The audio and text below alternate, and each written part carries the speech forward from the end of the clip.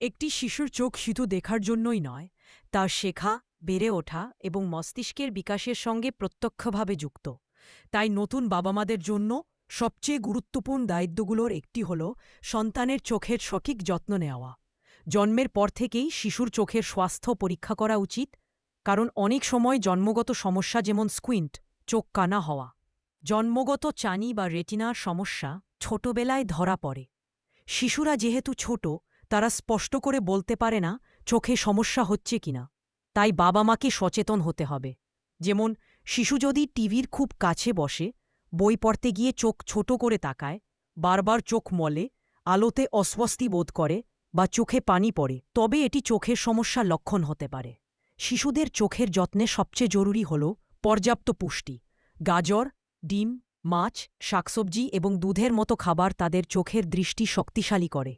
এছাড়া পড়াশোনা বা খেলাধুলার সময় পর্যাপ্ত আলো নিশ্চিত করা এবং টিভি, মোবাইল বা ট্যাবলেটের সামনে দীর্ঘ সময় কাটানো সীমিত করা দরকার। অনেক সময় বাবা মা ভাবেন ছোটবেলায় চশমা দিলে শিশুর দৃষ্টি খারাপ হয়ে যাবে, কিন্তু এটি সম্পূর্ণ ভুল ধারণা।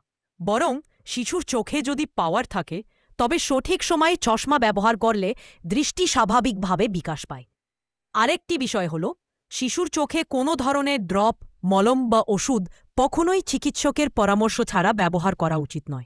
মনে রাখবেন, সময়মতো ঠিক চিকিৎসা না হলে একটি ছোট সমস্যা ভবিষ্যতে বড় জটিলতায় রূপ নিতে পারে।